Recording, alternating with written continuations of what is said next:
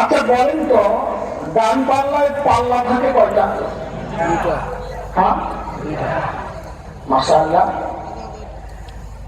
এই এলাকায় বেশি ভালো চাষ হয়, ফলন হয় কি? ধান, পেঁয়াজ। মাশাআল্লাহ। এখন আপনি পেঁয়াজ মাপবেন, তো এক পাল্লায় পাথর দিচ্ছেন, আরেক পাল্লায় পেঁয়াজ দেন নাই, মাপা যাবে? কেন যাবে না? আমি জবাবটা দিয়ে দিই, এটা আপনারা মুখস্থ করেন। বয়ানের শেষ পর্যন্ত একটা ডিউটি দিলাম, যখনই বলবো কেন হবে না, তো এটা জবাব দিবেন। বলেন এক পাল্লা খালি, বা অন্যভাবে বলেন পাল্লা একটা খালি।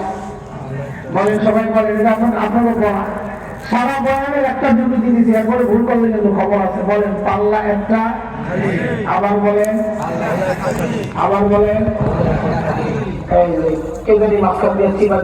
পাল্লা খালি, আমি পাল্লা খালি বলি নাই, আমার কান খোলা আছে। পাল্লা একটা না বললে সব এলোমেলো হয়ে যাবে। বলেন পাল্লা একটা খালি। এবার আমার জবাব দিলেন, এক পাল্লায় পাথর রাখছে, আরেক পাল্লায় পেঁয়াজ দেয় নাই, মাপা যাবে? কেন যাবে? পাল্লা একটা খালি। মাশাআল্লাহ।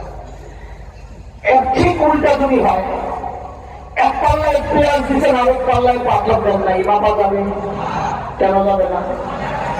পাল্লা একটা খায়। এই তো মাশাআল্লাহ লাইনে বসছেন।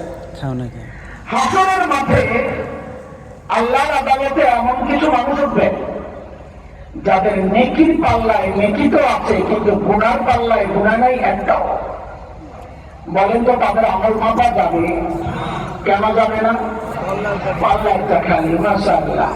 তো যেহেতু তাদের আমল মাপা যাবে না, সিস্টেমে পড়ে নাই, তাদের ব্যাপারেই আল্লাহ ফয়সালা, তারা বিনা হিসাবে জান্নাতে যাবে।